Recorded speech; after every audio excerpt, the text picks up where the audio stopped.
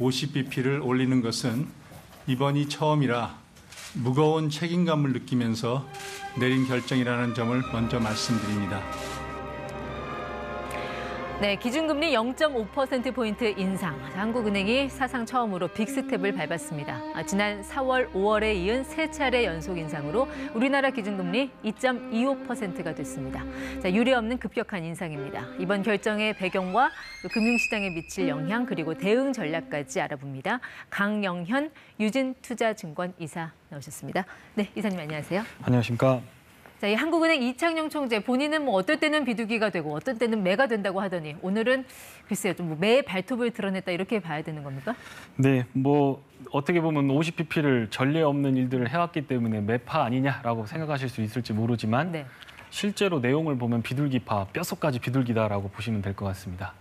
그 이유는 뭐냐면 지난달 한국 물가가 6% 정도 올랐습니다. 네. 근데 그 물가에는 부동산 가격이 포함이 되질 않습니다. 예. 만약에 부동산 가격이 포함이 된다 그러면 미국의 8.6% 나온 것과 비교했을 때 우리도 결코 뒤지지 않는 수준인데 네. 미국은 75bp를 올렸거든요. 예. 근데 우리는 50bp를 올렸다라고 하는 건 그 안에 굉장한 고심이 있었고 그 안에 큰 어떤 가계 부채 문제라든가 1,800조에 이르는 가계 부채를 75bp를 끌어올렸을 때 문제가 되는 부분들에 대한 동정심이라든가 심각한 고려가 있기 때문에 굉장히 도비시하게 올렸다 이렇게 보시면 될 것 같습니다. 네, 본인도 이제 무거운 책임감을 느꼈다라고 한 게 바로 그런 것들을 감안해서 한 말씀이 아닌가 네, 그럴 것 같습니다. 싶어요. 결국 네. 물가를 잡기 위한 고육지책이라고 봐야 될 것 같은데 네. 자 이런 초유의 빅스텝에도 이제 코스피를 보니까 올랐습니다. 네. 이제 시장에서는 금리 인상 크게 신경 안 써. 이런 분위기가 좀 감지되고 있는 것 같기도 하고요. 어떻게 네. 보세요? 단기적으로 무서운 일이 끝났으니까 조금 울다가 그치는 거죠. 그러니까 살 사람들은 조금 사는 건데 네. 그게 추세적으로 이어지기는 상당히 어려울 것 같습니다. 왜냐하면 뒤에 있을 기업 실적이라든가 경기 침체나 이런 부분들에 대해서 증시가 반영할 생각들이 있기 때문에 네. 이제 앞으로는 유동성도 많이 빠질 겁니다. 일례를 들어서 이전까지 50bp가 올라가는 동안 네. 고객 예탁금이 70조 원 수준에서 네. 15조 원 정도 감소를 했습니다. 지금 55조 원 수준입니다. 잠시만요. 고객 예탁금이라는 게 주식시장의 그 매수 네. 대기자금 말씀하시는 네. 건가요? 증권사에다 네. 돈을 넣고 조금 있다 주식을 사려고 하는 돈을 고객 예탁금이라고 할 수 있습니다. 그런데 그게 17%에서 20% 정도 감소를 했는데 네.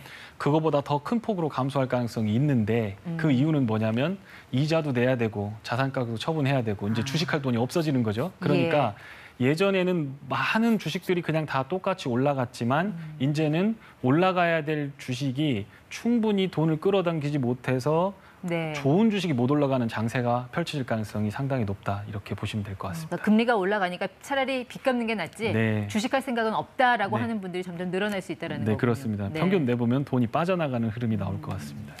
자, 코스피가 오늘은 좀 잘 넘겼는데 오히려 내일이 더 걱정입니다. 이 빅스텝 네. 말고 빅 이슈가 하나가 더 남아 있잖아요. 네. 내일 새벽에 미국의 6월 소비자 물가 지수가 나오는데 8%, 9%, 10%까지 여러 가지 지금 전망이 엇갈리고 있어서요. 네. 이사님 전망도 좀 들어보려고요. 네, 어쨌든 저희가 듣는 것들이 있는데 어젯밤에 미국 시장에서 나왔던 건 물가 10% 나오는 거 아니냐라는 건데 그 말에 어떤 자극제가 됐던 건 뭐냐면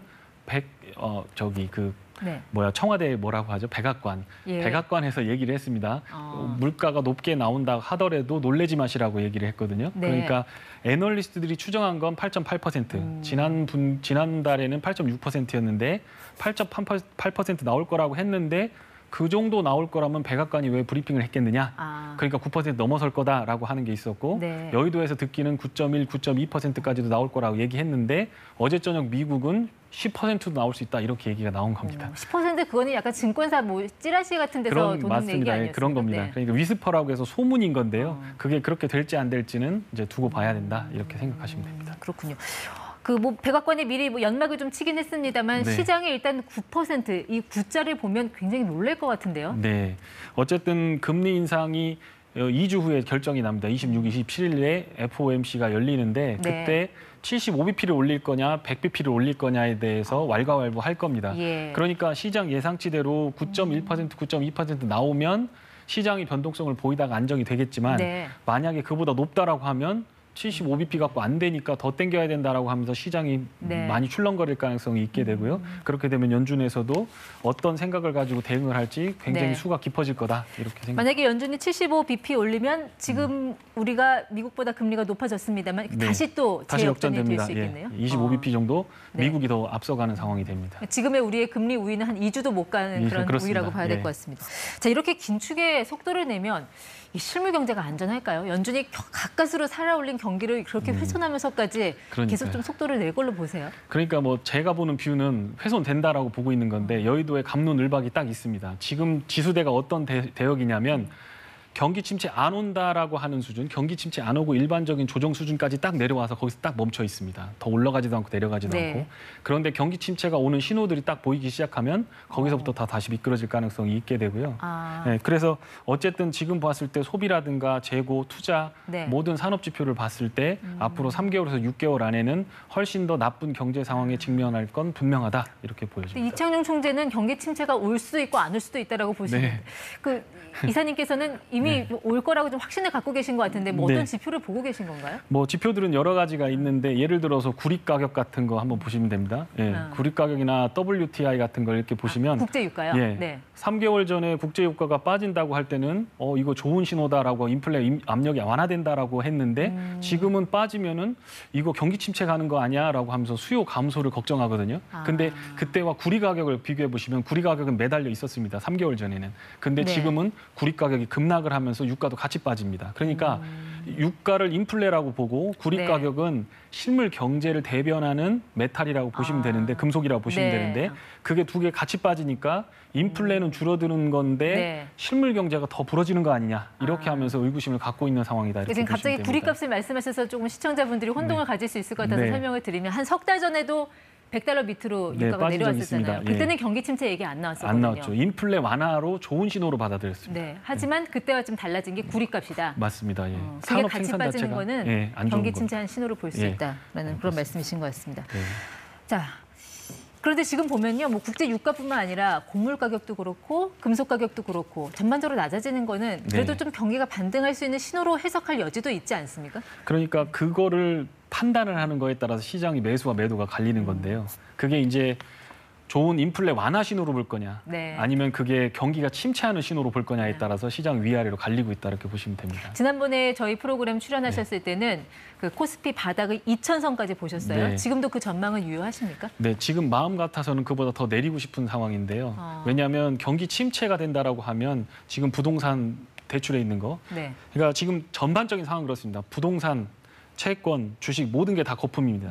숨 쉬는 거 빼놓고 다 거품이거든요. 그러니까 이것들의 자산 가격을 낮추려고 페드 혹은 연준이 움직이고 있다라고 하는 건데 그 자산 가격이 낮아지지 않는다라고 하면 그러면 그때는 계속해서 금리를 땡길 것이기 때문에 그렇게 보시는 게 맞는 것 같습니다. 보통 시장에서는 비관론자는 명성을 얻고 낙관론자는 돈을 번다고 하는데 너무 좀 비관적으로만 보시는 거 아닌가요? 뭐 아니면 다른 지표를 혹시 보시면서 그러시나요? 뭐 기업들의 뭐 실적이라든지 뭐 부실 우려 이런 것까지 보시는 건가요? 네, 그렇습니다. 뭐 주식시장이 움직이기 전에 뭐 산업 생산이라든가 재고라든가 소비 심리라든가 소비 심리는 지금 대공황 이후로 최악으로 빠져 있는 상황입니다. 앞으로 6개월 안에 돈을 쓰겠다는 사람 숫자가 많이 줄어든 겁니다. 기업들은 어떻습니까? 기업들은 설비 투자가 많이 감소하고 있고 신규 주문이 감소하고 있고요. 물건을 만들어서 재고로 쌓아놓고 있는 양은 늘어나고 있습니다. 그러니까 물건을 비싸게 원자재를 사다가 공장을 돌려서 만들어놨는데 재고 자산이 나가지 않고 펄려있기 때문에 결국에는 한두 분기 이후에는 그게 재무제표에서 대상각이 됩니다. 자산 상각으로 되는 건데요. 그런 상황이 오게 되면 이익 추정치가 감소를 하게 돼 있죠. 그러니까 기업의 이익만 멀쩡하다라고 하면 여기서 주식을 사서 더 올라가는 게 맞는데 기업의 이익이 부러져 버리게 되면은 이건 지금도 가만히 주가가 이 상황에서 머물러 있다고 하더라도 주가는 비싼 상황이 되는 거기 때문에 그렇게 되는 부분이 있고요. 지금 유럽이나 뭐 이런 데 크레딧 디폴트 스왑이라고 하는 부분이 있습니다. 그러니까 보험료하고 마찬가지거든요. 교통사고 나면 내가 얼마 낼게 하면서 돈을 내지 않습니까? 보험료를 납입하지 않습니까? 그 은행이 좀 부도날 거에 대비해서 지금 내고 있는 보험료가 점점 올라가고 있습니다. 있다. 그러니까 팬데믹 레벨까지도 올라가 있고 유럽은 특히 그게 심각합니다. 근데 그게 이제 우리나라도 안정권은 아니라는 그렇죠. 유럽이나 미국이 안 좋아지면 우리도 좋을 리가 없고요. 우리도 달러라든가 유럽에서 돈을 많이 빌려다가 부동산에 투자를 한다라고 보시면 됩니다. 알겠습니다. 경계심을 늦추지 말라는 그런 말씀으로 이해하겠습니다. 지금까지 ETY 강영현 이사와 함께했습니다. 고맙습니다. 고맙습니다.